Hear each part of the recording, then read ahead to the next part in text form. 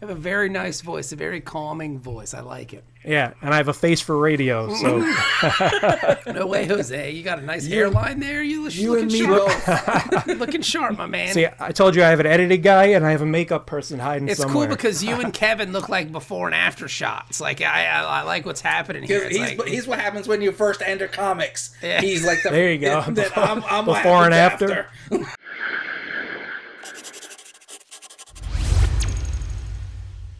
Something about co-writers. Like I've always been intrigued and wondering what, how that starts off. So how did you guys decide to kind of join forces and partner up in writing comics? Kevin and I met many years ago. When we were both intoxicated and I was kind of a jerk to him, but that was like 2000, I think. That was super long ago. I was working at a radio station. No, this was before I was working in radio. I had a buddy who was working in radio, and guys in local bands would always bother my buddy to play their music on the radio. So I just assumed Kevin was one of those types because he was in a band. So I was a total jerk to him when we first met. This was 2000, I think, maybe 99. It was a long time ago. Yeah. So then we were reintroduced in 2015 that sounds about right. in Altoona, Pennsylvania. It was Dave Letterman's last. The only reason why I remember this is because I was watching the David Letterman show on CBS because Tom Waits was on that night. It was like his last week of broadcasts. That's the only reason why. But yeah, so we met in Altoona, Pennsylvania through our friend Drew Moss. And Kevin was a writer and I was a writer. And through this show, because Drew had a table and I had a table, Kevin would switch off between the two tables, and him and I would just sit and kind of chat about books, about comics. He was a new writer. I had been doing it a little bit longer than you, Kevin. So we were just kind of talking about ideas. Hey, what are you working on? Blah, blah, blah, blah, blah. But then before we left, we exchanged numbers. And then I just called him one day and was like, hey, man, what are you working on? And he was kind of told me, I was like, we should just do something together. We had kind of similar sensibilities when it came to making books. I thought Kevin was a talented guy. I liked his approach to storytelling, his ideas, kind of his motivation. He was hungry, and you can tell when someone's new to comics, especially, and they have this drive that they want to get things done. So they're not beaten and broken yet. Yeah, no, he just kind of was alive, man. He was just working hard and trying to get stuff he done. Keyword. He had this fire about him, and it was cool. Like it was fun to kind of be around. So then we decided to start working together, and it's been kind of a happy marriage ever since. Yeah, I mean, I think that's pretty much sums it up. I'd say Bob also has like a nice fire. We stoke different parts of each other's creativity. With our sensibilities, we're both into like a lot of the same things, but then we're into a lot of different things. So what ends up happening with that is we bow out to whoever has the best idea. So that always has worked in our favor because neither of us brought ego to the table when we wanted to like write together. It's always like this idea is cooler than this other idea, and it doesn't matter whose idea it is. So, because some stories are going to have more Bobby's ideas and some stories are going to have more mine, but in the end, both our names are on the thing. So who gives? Right, the best idea wins. Yeah. And I think it comes from the idea that Kevin has a history in music. He would work with 4 other guys to create one product for the better of everyone. Right. I came from commercial radio where I worked with 4 other people in a room to do a radio show. So we kind of have that similar idea of like sometimes teamwork is the best way to get things done, because you do start with a nugget of an idea and you can bat it around back and forth to each other, and then it kind of grows and grows and grows, because it might be my concept. It might be something like, hey, what if we did this?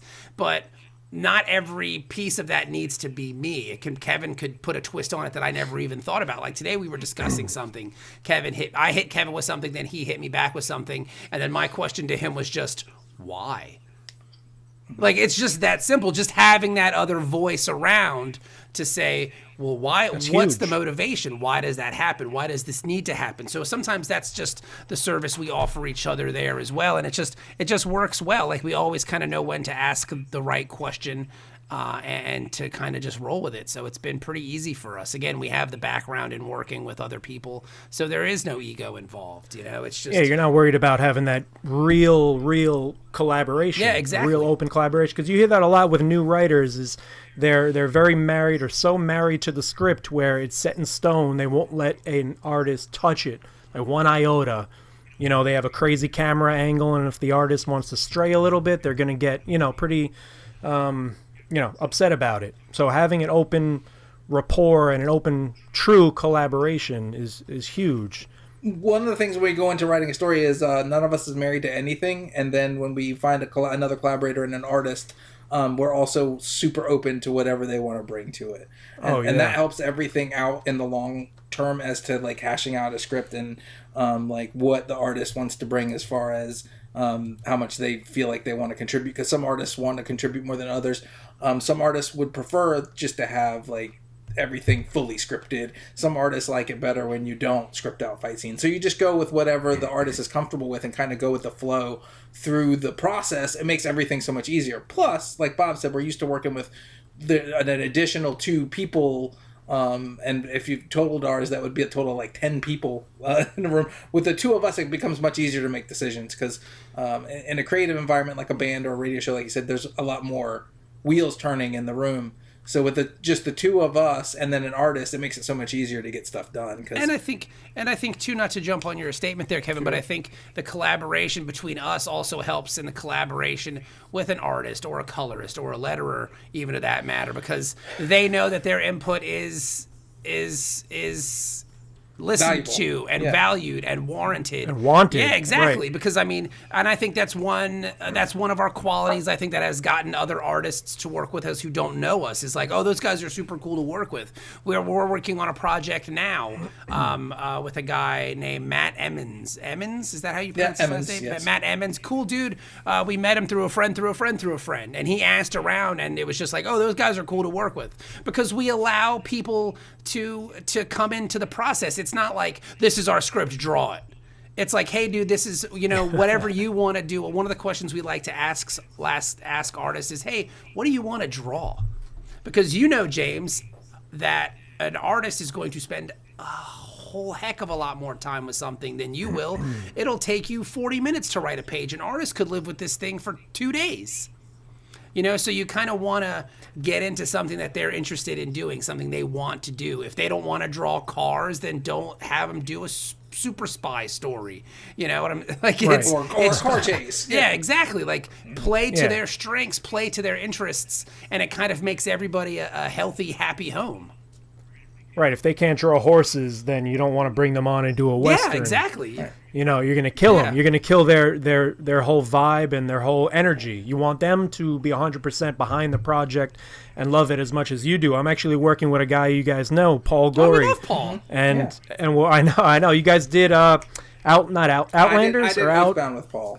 Yeah. Oathbound. There we go. It was a Oathbound. Western. Okay, yeah, that was you, Kev. Yeah, it was a Western sci-fi kind of a genre blend, right? What are you doing with Paul? I'd love to hear what you're doing with Paul. Yeah, I can show you guys. I love Paul's stuff. We'll put it on the screen now. That fancy. No, so I don't know. That was for the YouTube folks, but no, we're working on a pitch. That's a classic Paul Gorey back there. That's a Wretches, yeah. Yeah. I saw that. Yeah, that's one of the characters, and he's got that pretty heavily anime kind of manga influenced vibe with some of his human characters. So we're working on kind of a multiverse sci-fi type of deal. So we can pretty much anything's on the table. So sci-fi worlds, Western elements, whatever you can think of. So going kind of to piggyback off of your point, playing to his strengths, like I'm asking him, okay, what do you prefer to draw? Do you prefer to draw a kind of fantasy, orcs and knights, or would you prefer to draw spaceships, aliens, plasma rifles? And we're going to take the characters on kind of that path as opposed to, a path that he doesn't want to draw or he's not into. Mm-hmm. Yeah, because Kevin and I have talked about working with Paul in the future, but it's just we want to find something that we think he would want to do and that he would excel at. And suits his style as well. Yeah, exactly. Because Oathbound was actually the first thing that I ever worked on. So Paul wanted to do a Western. So I wanted to do something that was, I like Western, but I also wanted to do something that was like what if because basically Bob and I played D&D a lot, and we played D&D before we knew each other, and now we play D&D together after we met each other. So I had written stuff back when Wizards was doing the OGN, the Open Game License. So they had that, like, not OGN, OGL. So they had an open game license where, like, Green Ronin and stuff would produce other stuff for Wizards. So I started coming up with this idea of what if you did, like, a D&D Western stuff. So a lot of the stuff that we took from Oathbound was actually stuff that I came up with years before and wrote down on, like I did this, like yellow legal pad with a whole bunch of ideas for character types and things that you could use for D&D in this Western thing, and then a little bit of history and how this all came about and how you have 6 guns and orcs and stuff like that in the same, like, setting. And we just kind of transmuted it over to a comic book form because that was, like, the first thing I ever did with comics. So it was Paul had to work with me at a much rougher stage, so he was actually super patient and like super cool, and we both came up with a lot of different things to add to that project and make it what it became. The problem was, in the long run, that's a great first project, by the way. Oh, well, thank you. Kevin's a genius, man. And the thing you don't know about Kevin is he's like slumming it with me because he wants to be like a serious writer, but then he hangs out with me and he's got to write talking animals and stuff. Like, he says this all the time. It's not necessarily true. BS. Kevin wants to be Neil Gaiman. Kevin wants to be Neil Gaiman. I want to be Chuck Jones from, like, Looney Tunes. Like, we're coming at this from 2 totally different perspectives. Is all we do. We just marry the two. It's Neil Gaiman's marry. It's like Neil Gaiman's and Terry Pratchett. Yeah, it's an organized chaos. Yeah, I mean, and it works. I mean, in some ways, I would say, yeah, that like I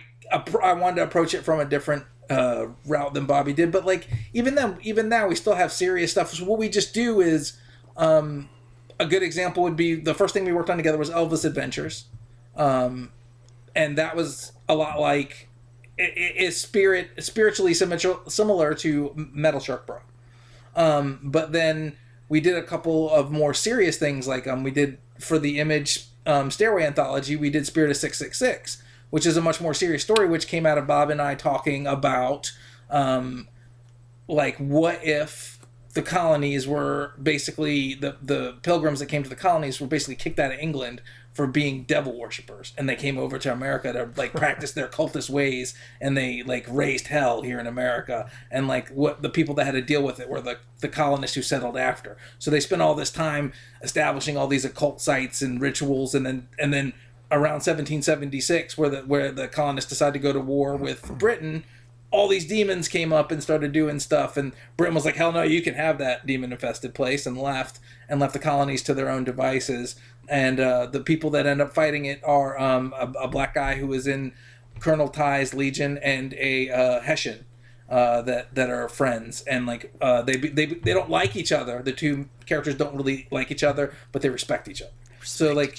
Yeah, so the true history of the States, people. Yeah. I mean, I have a history degree. I got to do something with it, you know? Yeah, so, there you go. Let's spit the truth. Some of this stuff is based on a flat earth, Kevin, too. Are you just drinking corn syrup? It looks like you're drinking corn. No. It's sparkly water, bro. It's sparkly water. Fiji apple. So, Bob, do you remember your first script? Your foray into... Oh, yeah, it was awful. Like, it was bad. I wrote. Aren't they usually? I mean, aside from Oathbound. Yeah, no, the first thing Kevin. First scripts are tough. No. That's not true. So, like, Bobby's going to call you out on the truth. I'm not even going to do. I'll let you do it, Kevin. I'll tell you. The first thing I wrote, and it's funny because the same guy had to work on Spirit of 666 that had to read my first script. So poor Ryan Cady, who works for Top Cow, he was doing submissions and having to read through scripts for the Top Cow talent hunt. And the first script I wrote, I did a couple of those. I did one, and it was the Magdalena was the character I chose to work on. And the script I wrote, I had been reading Alan. The only thing I had been reading, this is before Oathbound, was Alan Moore's Guide to Writing Comics, and that's the only thing I could find at the time in the store. So if you can take what that book, the information that Alan Moore's Guide to Writing Comics gave me, and told me what comics are supposed to look like, then I looked at a script from their website. You need a newt's eye and a bubbling cauldron of... A little verbose. It was freaking 72 pages for a 22-page script. Yes. Kevin's first script really? was Yes. 72 pages long. Yes. Yes, it was. But and and I cop to that all the time because it's the most awful mistake you could ever make. And that poor guy had to read. I don't think he finished it, to be honest. Oh, he couldn't have. I think he probably skimmed a few pages. And was like, this sucks. Sorry. When does this end? You're definitely not winning. You suck. But the thing is, though, it's a mistake that we all make. When I started writing comics, I had a friend who runs a bunch of cons, who does a bunch of stuff now, a guy by the name of Mike Federale. He asked me, he said, hey, man, we read comics together. He said, hey, have you ever thought about writing comics? And I said, you know what, I have. I've always had an interest in writing. I was working in radio where I was writing bits and stuff like that. So I was like, yeah, I have had an interest. So him and I plotted out this, like, 14-issue, like, superhero thing where X, Y, and Z happens, and then this, that, and it's just this massive undertaking. Kept going and going. Yeah, with like, we were world building, and then we also had like side stories based on the original 14 issues. We were just dumb and had no idea what we were doing, but it was really, really fun. So you just kind of whittle yourself down and try to figure it out. But everybody does it. The first idea you have doesn't need to be 97 issues, 22 pages. Do a 5-page short, man. To do a 5-page. If I would have known that when I know now, my comics career may have looked a lot different. But like the first thing I wrote was this superhero thing about a guy in the superhero team who turns on the other members of the team, and now they have to. It's like it was the Watchmen basically. I was just writing a bad version of the Watchmen, but it was fun and I liked it, and then I just kept doing it, and then slowly I got better, and that's all it took. Yeah, you learned by just effing up. Yeah, like I did the same exact thing. Everyone always says start small, and I did the opposite. I don't think I heard that back then. Nobody said that back then. I think I started with right. That's new info, man. They don't tell you. They don't give you the heads up back then, which is what I kind of want to do with this show and this YouTube channel is try and get these same stories that we all have who've been doing it a while and get it out to newer creators at least so they don't make the same mistakes. 5 pages. I think mine was probably 5 pages, something short. Mine was probably my first story, and I printed and paid for probably 60 pages of it, and it was probably 120 pages long. Ooh. The premise is still pretty good, but the pacing, that's something you got to learn, how you craft a page, the page turns, and just overall storytelling. Establishing your first shots. Script, you're not going to know. In your first script, you don't know what an establishing shot you don't need, is. I think one of you said it before, you don't need the whole history, you don't throw that exposition and backstory on page 1. You slowly tease it and trickle it out. So I've read it recently, and it's just a bore and a snooze fest. But you learn by doing and fucking up. Yeah, and that's what I've always said too, James. If I go back and read the first thing I ever printed and I like it, then I'm not growing. I'm not learning. The first thing I read, that I've written should be garbage. Like I should go, wow, this is really bad. I should be able to find decent things in there, and I think I can. I've always had a good ability with dialogue, obviously, because I talk nonstop. The gift of gab. It's true. Good dialogue is very easy for me to write. Good. But it's one of those things that I had to learn how to dial it back a little bit. And I'm still learning that. We were working on a pitch with our friend Tony Gregori, and Kevin wrote this wonderful script that he liked, and I was like, I'm going to add some stuff to this. So I just went in and just added, to be or not to be. Just dialogue that was interesting to me, that was showing the relationship these two characters had, but it was just all too much too fast. And Tony read and was like, what happened? What did you do? Like, the first script was fine. Like, what is all this other stuff? It was just like, hey man, sorry. Like, I got carried away. And sometimes you do get carried away. And that's when you need a team of people that you trust, that you work with, that can go, this is unnecessary. If Tony... That's where an editor goes a long way too. An editor definitely as a helps. solo writer. Bringing on our buddy Chas. Chas Pangburn. I brought him on probably after I finished Wretches 2, but when we had this signed with Scout, I started back over on Wretches 1, and I probably added a scene, but with the dialogue and the back and forth, but just having somebody to bounce these ideas off of, and I don't know about you guys, but a lot of times I can end up being like so close to the project where when I pull myself back to get more of a top-down view, it's hard to do because I'm like deep in the project. So having somebody, at least in my case, having an editor to bounce the ideas off of, it just, is a tremendous help and a learning experience too. Oh, I would say to anyone who's a new writer, even if you're doing 5 pages, get an editor. It will help you. It's invaluable because Chas sees things about the story that we don't see, or like Bobby's just talking about, he thinks the scene of dialogue is great.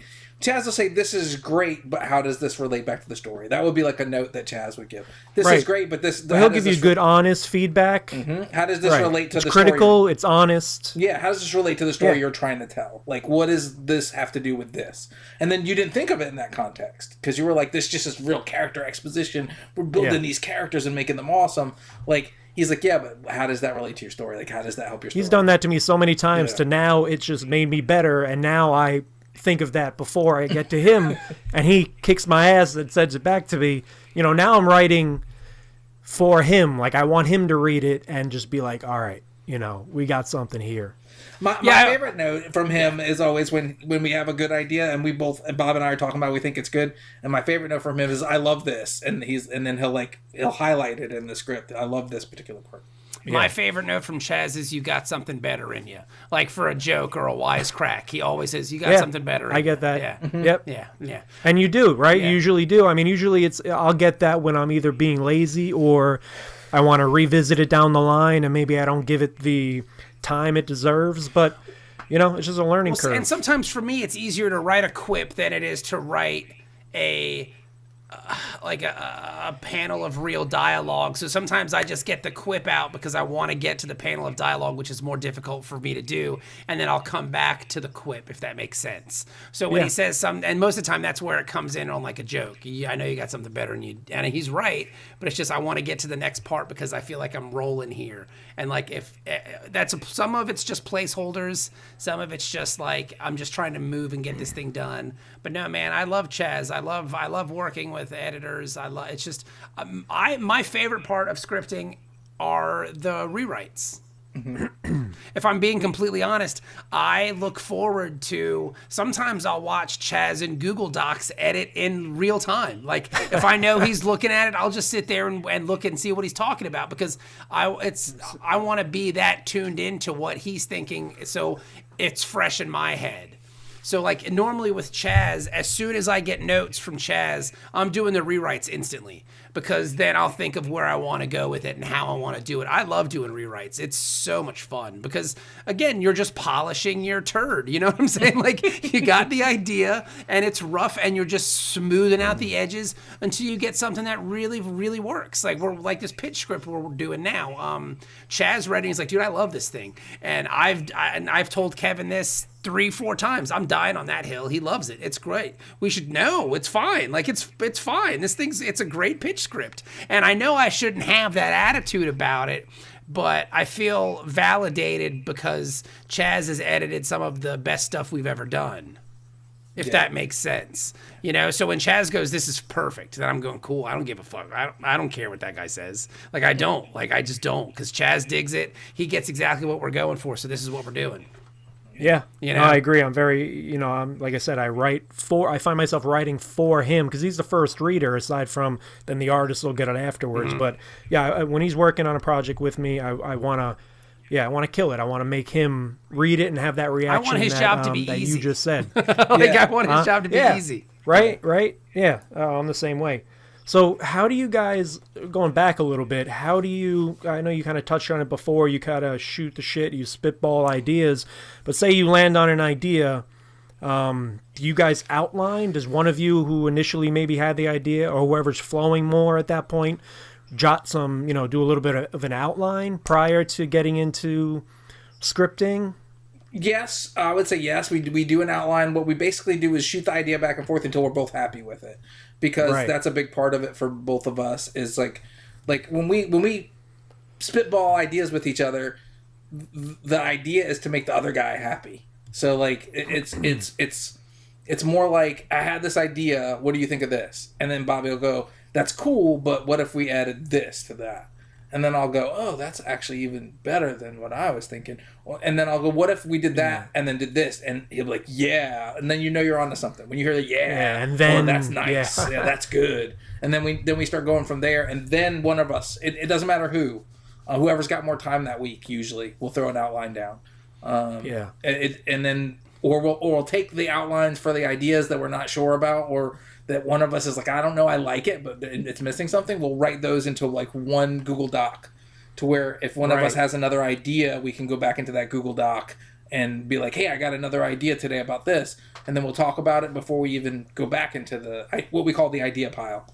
So and outlines are key for Kevin and I too, because both of us are working on the script actively. So if we're working on project A, let's say, and I'm writing project A, I want him to know what we're doing and where we're going. He has a complete understanding of what it is. I don't want him to open project A and look at it and go, what is this? This isn't anything that we talked about, because it's stuff that's there. Like, this is what we're doing. And so when I get done with it, or Kevin says, I want to write the next scene, which happens, or, hey, I got an idea for that next scene. Can I do that? Cool. So then Kevin comes in and does it. And then we're working off the same recipe, if you will. To put it in, it's your roadmap. Exactly. It's keeping you guys on track. Yeah, and I mean that's important. I do it for myself, but I can, only imagine. I assumed you guys did, but I can see the benefit, 100-fold for the dual writers working on something. And the outline isn't like set in stone, like Kevin was saying. Right. It's a living, breathing kind of organism. Absolutely. But I like to have the ideas written down somewhere, because Kevin and I have done so many, like, hey, what do you think of this? And then it just disappears into the ether of, your thoughts that it's never heard from again. So I like to just email it to me. Just write it down and email it to me. Just stick it in a Google Doc. Just do this so we can go back and find it and work on it later. But Kevin and I have probably lost more good ideas that we've ever had by just going, hey, what do you think about this? And then it just... As soon as it leaves your lips, it just disappears, never to be seen again, It's like you have a dream. I don't know. I'll wake up in the middle of the night after having the wildest dream that I just want to jot down, but I'm too lazy to turn over and grab a pen. So I'll remember it in the morning, but you always know you're not going to remember it. And then it's gone. You're like, fuck. I've lost so many dope dreams that probably wouldn't make for good stories, but it's just cool. I wish I had like a dream recorder. But I digress. So outlining, man. I think outlining is huge. That might be the most fun for me, because I kind of do it in short story form, or I'll just write whatever scene it is. If it's dialogue, if it's the ending or whatever, I'll just riff. Once I get down and start jotting and just writing, I'll just go and go and go. And then when it starts to actually form the full story, from beginning to end, then I could work on, all right, this is a puzzle now, and I could add some callbacks, or I see opportunities to maybe this random character, I could turn them into an important character who appears somewhere further down the line. So I think for me, that's where I have the most fun, and I think that's where a lot of the writing and the work is done. Well, outlining is cool too. Like you were saying, I like to write down dialogue that pops into my head, because sometimes that's the freshest dialogue, the one that just, as I'm outlining, I'll go, oh, this is a cool little scene, and I'll just break it down, boom, boom, boom, boom, boom, like Elmore Leonard style. Like, there's no said it's just dialogue. It's just line, and just keep going. Because you don't talk about where they are or what they're doing. It's just what they're talking about. I don't want to lose the momentum of it all. So man, outlining is key. It's very important. I mean, plus it helps us keep the tone. So, like, for example, Metal Shark Bro. With Metal Shark Bro, one of the best compliments we got was that it seems like it was just written by one of us. That's because when we would tag off on the script, like, who's going to write where or what's going on, I would see what he already did. So I could see what he already did, he could see what I already did, and then when we go back behind each other to go write the next part, each of us would also touch what the other person did too before we went forward. So, like, a lot of that was both of us touching each other's writing parts, and like going back and going into the dialogue and going, okay, I like what he wrote here for the dialogue, but some of the words seem unnatural. So you like go back and like fix this so the joke is better, or he would go back into something I wrote and fix something so that would be better. So back and forth. One of the biggest compliments we got was like, it seems like one person wrote that. Well, no, it was just both of us going in and just tooling with everything the other person did, but not enough to where it was like completely changed. It was. So will you guys do it like of whatever they were trying to do? Oh, right on. Will you do it as if, so if, Kev, you had free time today, you'll go touch pages, you'll write 1, 2, and 3, page 1, 2, and 3. Bob, the next day, maybe you have free time, and Kevin, you don't. You'll go back to page 2 and 3, do your own little, how you see it going, or maybe you tweak it, and then continue with 4, 5, and 6, and then, so you'll just flow like that? Yes, pretty much. Yeah, that's pretty much how it works. Nice. And also... that's awesome. We let the other person know because we write everything in Google Docs. So when I finish where I'm at and tag him in, there's usually like a note in his email. So like it'll be like, hey, I'm on this page. Like check it out when you get a chance. And then... Will you do it like, will you finish a scene or I guess a thought or something like that? Usually we finish the entire scene. Yeah, it's usually best to end at a scene break because you don't want Right, you keep that flow. Yeah, and I mean like Kevin said, if Kevin does a scene, I'll go back in and read it to make sure everything flows, everything kind of works, everything...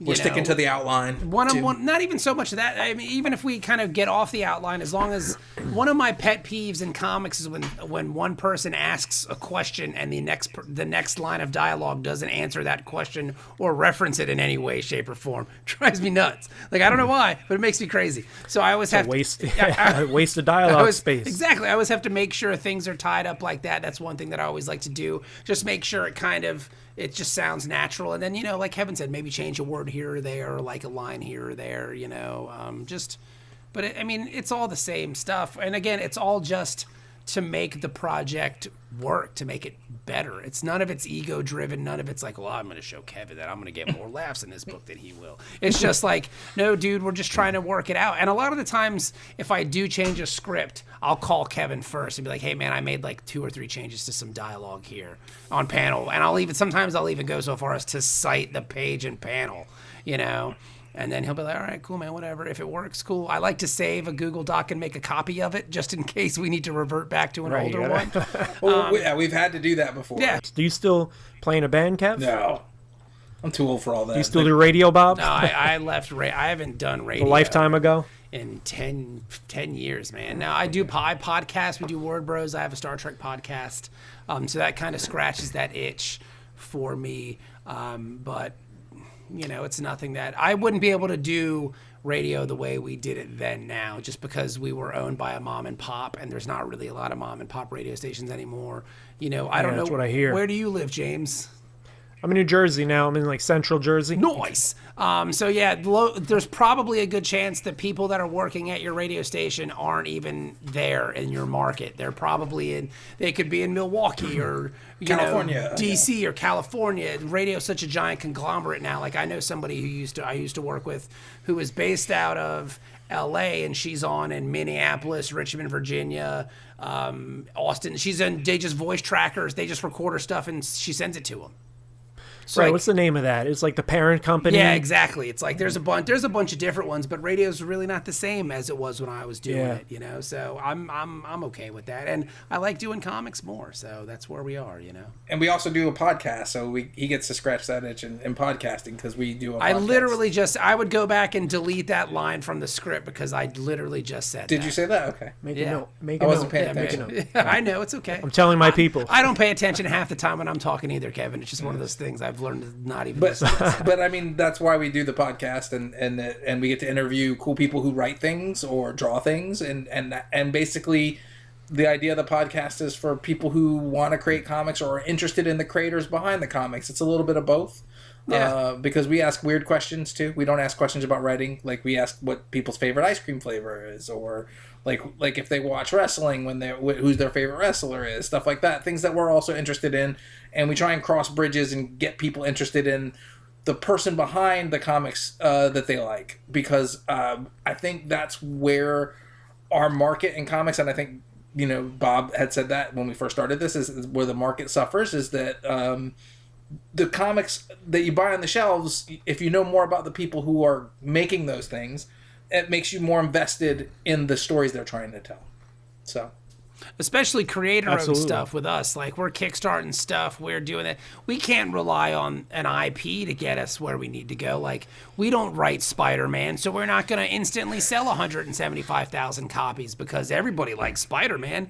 You know, so for us, you have to get to know the individuals behind it. And I think that's a big strength of Word Bros is it's, hey, man, this person we're talking to right now, they may work on X, Y, and Z property, but they also grew up in Indiana and they love the Lakers and they're also a big fan of NASCAR. That's weird. Yeah, I got into it, but just so you kind of learn bits and pieces about the people, which is always more important anyway, because that person who's doing that property book, they're not going to be doing that property book forever. They're going to do it for 9 issues and then they're on to the next thing.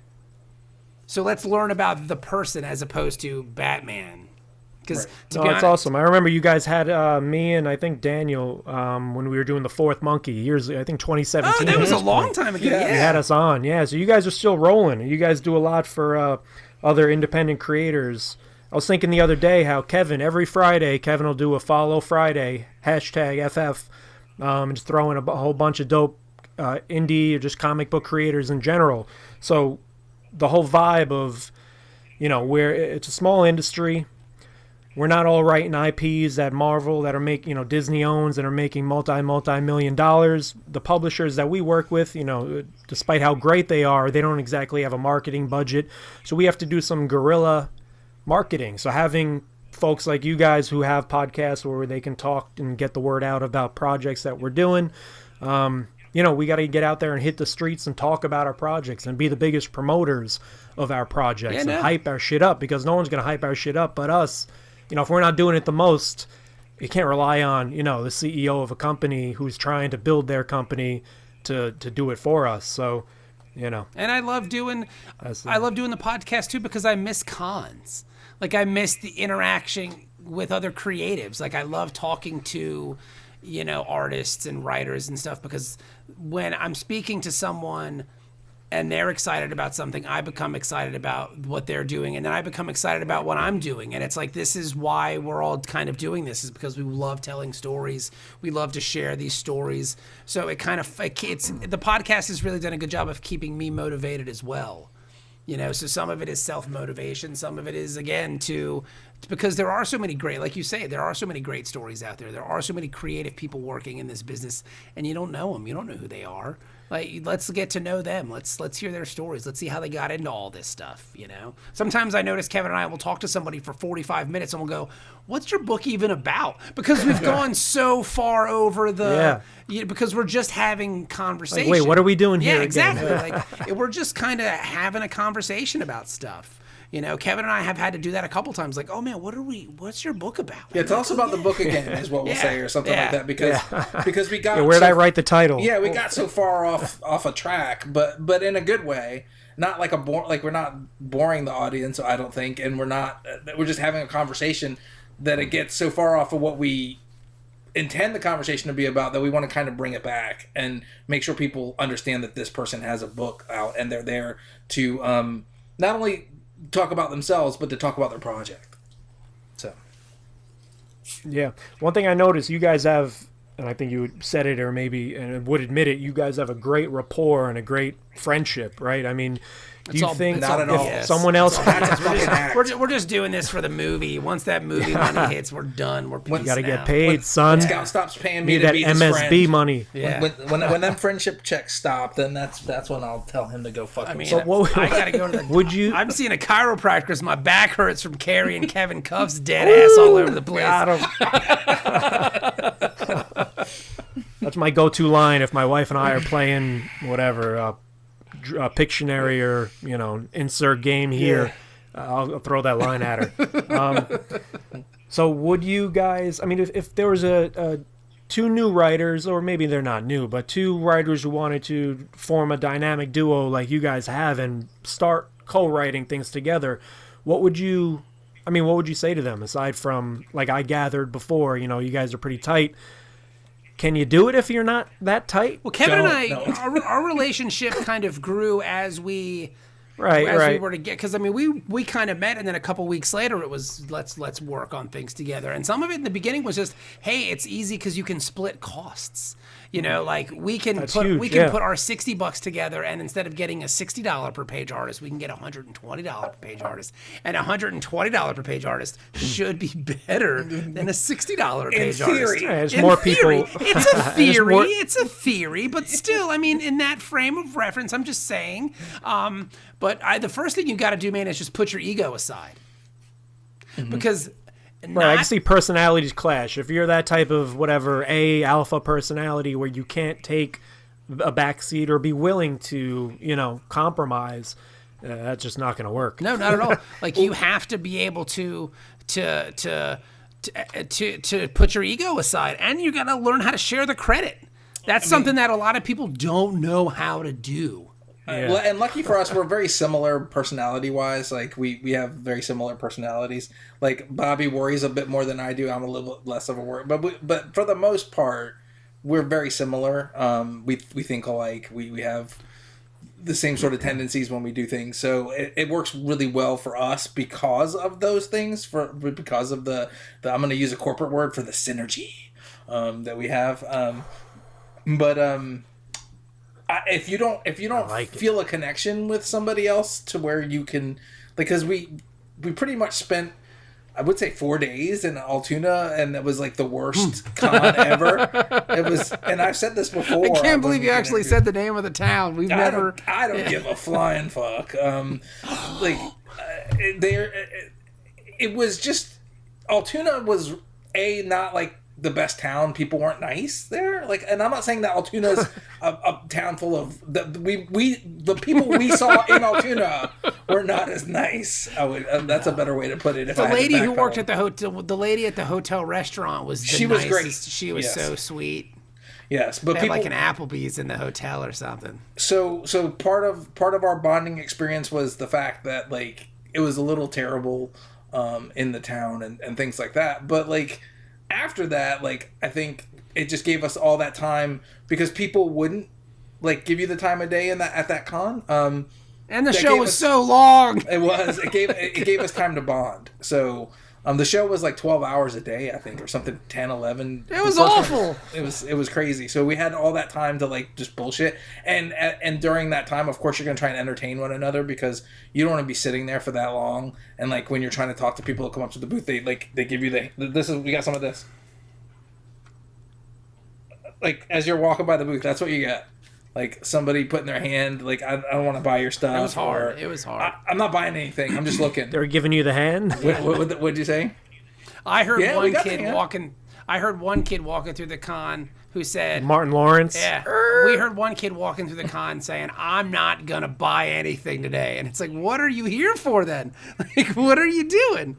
You know? Yeah, don't say that out loud in front of all the creators. But you know what? It's just one of those things, man, where like, again, you have to put your ego aside. You have to be willing to share credit and criticism.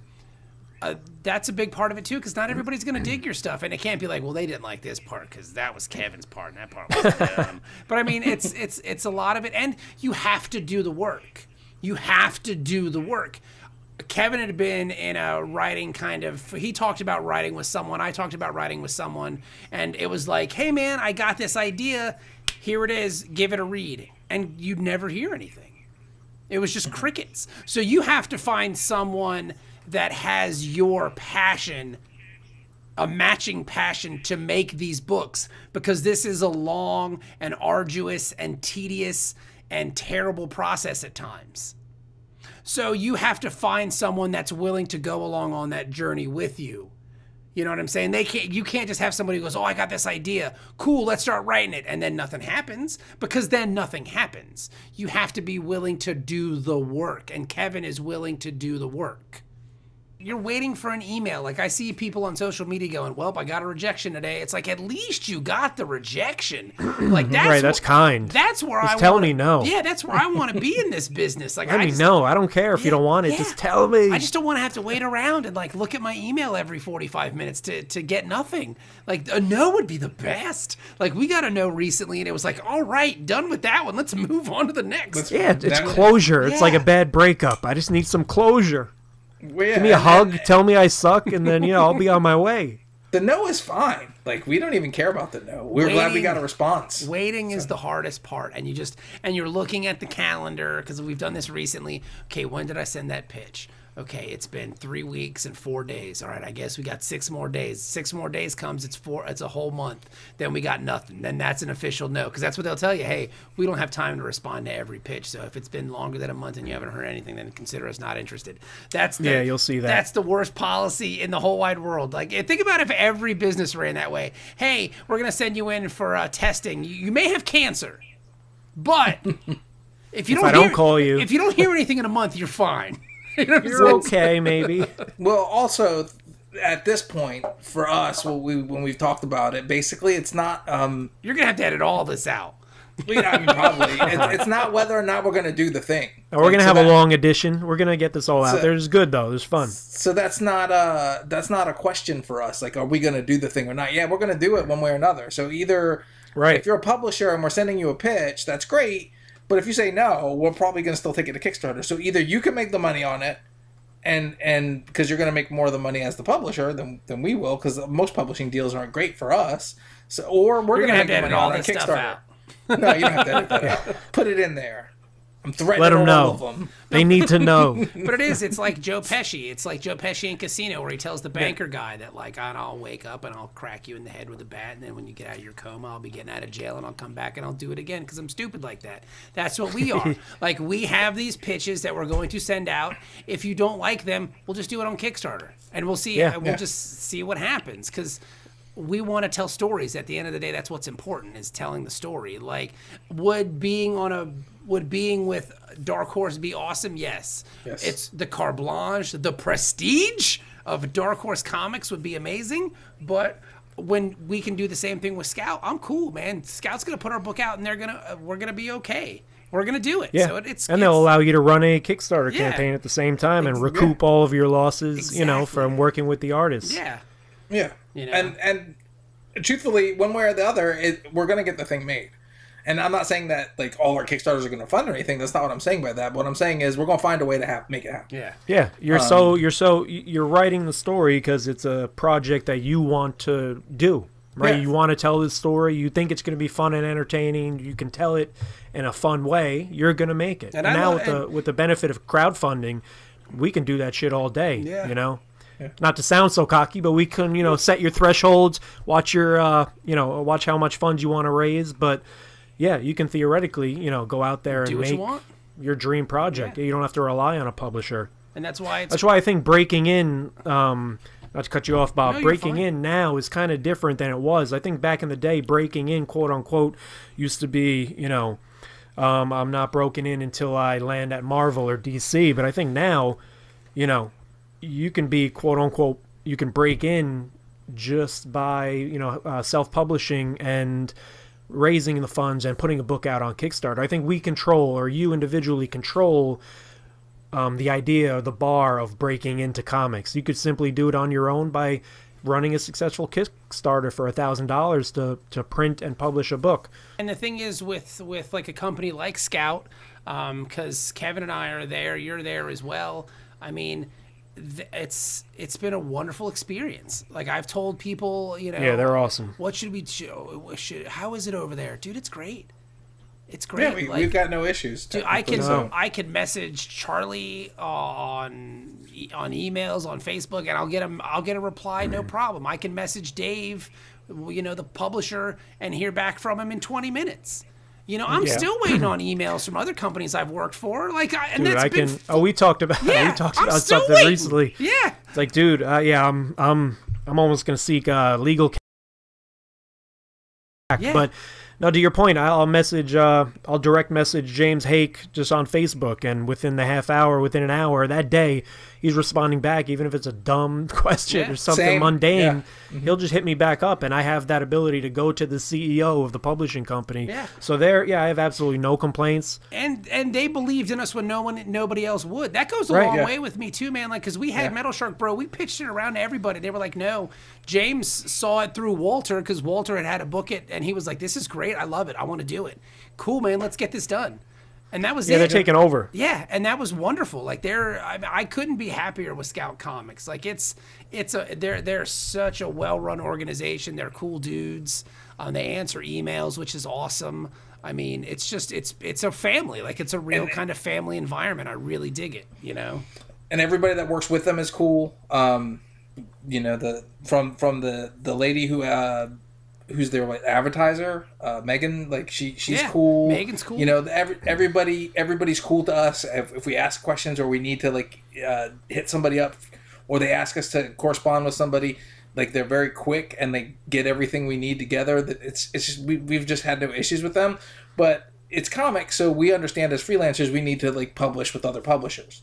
It's not that we don't want. It's just the nature of the beast and the way that comics work, that you need to seek work with other publishers. Otherwise, it's Kevin too. It's also like this weird kind of good point, kind of bullshit tier system service where if you're trying to get into a show and you don't want to pay for a table, and they'll ask you, well, what have you done? Because sometimes it's in the survey of the show that you're trying to get into. It's all the time. I've done a book with so and so. I don't know. So back of the line. Exactly. I've raised $50,000 on Kickstarter. Kickstarter, blah, blah, blah. And Scout is smart enough to know that, coming back to the Kickstarter thing, they're smart enough to know that a lot of times those audiences don't overlap.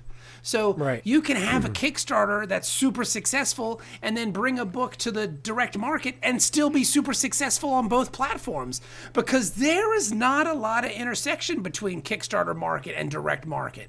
It's just not there. The audiences are completely different. I think you're seeing that now with Scott Schneider. Scott Schneider had a book on Kickstarter that raised like $1 gazillion. Then he's doing final order cutoffs for the same book. People who bought the book on Kickstarter aren't going to buy the book in the direct market. They don't meet. And Scout is quick enough to know that and smart enough to know that, where some publishers are like, that was a Kickstarter, no thank you. You've already tapped out your audience. Your audience is already gone. Yeah. And the case in point that we can use to prove that is Metal Shark Bro. That's the cover for the original trade. They re-released the trade. You can't do that if it doesn't sell. So, I mean, the things that they told us at first is we don't know how to market that, we don't know how to sell that. Well, obviously Scout does, so we're glad to be with them because of that we have a whole new Metal Shark Bro book that has a purple cover coming out. Not this orange cover, is completely different. You don't sell trades and then sell out if they're not marketed correctly, or if they're not. So yes, the Kickstarter trade is even different than the orange trade. So we've gone through 3 versions of that trade. Yeah, we did the same. I mean, not 3, but with Wretches, we've done the 2. The Kickstarter trade and the Scout trade. And the cool part is double the advertising too. You're pumping the shit out of your Kickstarter nonstop. Boom, boom, boom. Months later, you're pumping the crap out of your published product with Scout. So I think it's, like you said, they're not interlapping, and the amount of pumping out and marketing that you're doing for your own product and the marketing that the folks who back the Kickstarter are going to do, because they'll say, hey, if I didn't pick it up on the Kickstarter, people loved it there, you killed it on Kickstarter, maybe I'll pick it up via direct market. And I mean, they have guys at Scout that are so good at running Kickstarters, so before we even launch anything, I'll ask Charlie Stickney a question. Hey Charlie, what can I do for this? How can I make this Kickstarter better? And he'll give me straight. James Hake, same way. They'll give me answers. You know what I'm saying? Because they want you to succeed as much as you do, which is a very rare kind of feeling in publishing. And so they've done it, right? They've done it recently, too. They've done the Kickstarter route. They've come, I think they started from the bottom, now they're here. Charlie's running one right now. They're all David Byrne. They've done them. Yeah. But they're still doing them. But I mean, back to the original point being, like, if I want to get into New York City Comic Con and I don't want to have to pay for a table, I need a Dark Horse book. I need an Image book. I need a DC book. I need an Aftershock book, because then I look like I'm hot shit. They don't. So that's the tier system that you're kind of living in. Right. And I think Scout's climbing up that tier ladder. It's just definitely. I don't know if nepotism's the word, but these companies have, I guess, been around, or they have CEOs or whatever, publishers working with them who were working with Marvel, and they have different ties to the folks who run the, Read Pop and all that good stuff. Well, it's also, too, I mean, maybe there's politics involved and all that. Dark Horse has been around for 35 years, so they're not like a right. No, I'm talking about the smaller, like Aftershock. I think you mentioned. Yeah, there. well, But, I mean, and that's the reason Scout might not be on the list yet, is because they're relatively newer when compared to. Yeah, obviously a Dark Horse and all those guys. So, but I mean, I dig what they're doing. I dig what they're letting us do. It's fun, man. Like I've got no beef with Scout. They're quality dudes, good people, and to be honest, we both buy books from those other publishers. Like we both buy Dark Horse books. We both why not? We both buy Aftershock books. Vault's a great publisher. We buy their books. Like we want to support as many of those publishers as we can as artists and creators, because you want to see those places grow and thrive, not just for the fact that it helps the market, but for the fact that A, it helps comics. B, like you never know. Like one day you meet the guys from Vault at a show, and they're like, "Hey man, we want you to pitch us something. We just weren't sure how to ask you over social media." Like that's a great contact to have. Like you just go and start pitching them things. Eventually you'll have a Vault book. Like eventually you might have an Aftershock book. So we support all of that. TKO. We support all of that stuff. Not in hopes that we'll get a book there necessarily, but because we like to see the market thrive.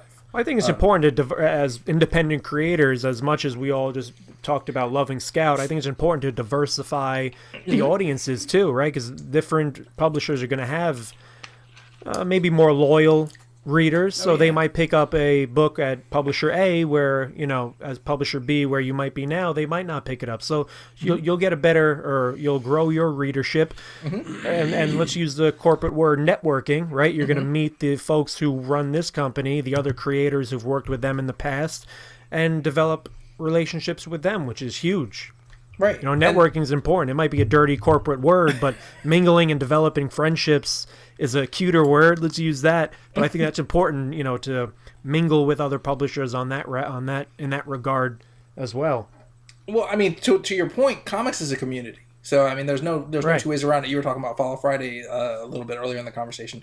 I do that because you don't realize how small comics is until you're at a con and you meet somebody and realize that they knew somebody else that you just met that day, but they knew the person you just met that day for 5 years, and you've known them for 2, but you had no idea that these 2 people already knew each other. So it's such a small community in comics that it's always good to like branch out and make new friends, and that's what Follow Friday was about for me, was like connecting other creators with each other, because we're extroverts.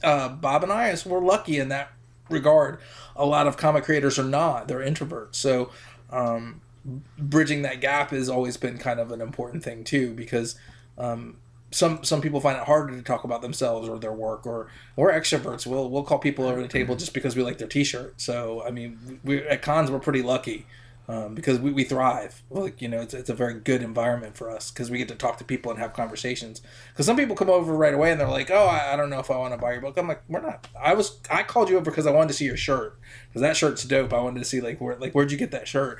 Or we'll joke around. Like Bob saw a guy at Heroes last year with a Slayer shirt on. He's like, "You like sharks? You like metal? Come on over here!" Like, and he had a conversation with the guy. The guy bought the book, but he was just trying to have a conversation and joke around with the guy at first. So I mean, that's just how we do things, and hopefully that helps other creators too with the Follow Fridays, and that's always been the intent, was to bring people together and find a common way, and that's through comics. Everybody on those lists. I mean, one of my friends was like, "Oh, you never do a Follow Friday for me," and I'm like, "Dude, you run a video game site, Evan." And I was like, "I love Evan. He's a great dude," but I'm like, "Dude, Evan, you don't do any comics." So that's about comics. He's like, "You never do a Follow Friday." You own a coffee shop, dude. What do you mean? And all the people in Follow Friday are people who have something to do with comics. You spread the love, and that's definitely important. Journalism. You could be a comics journalist. You could be a publisher. You could do a podcast.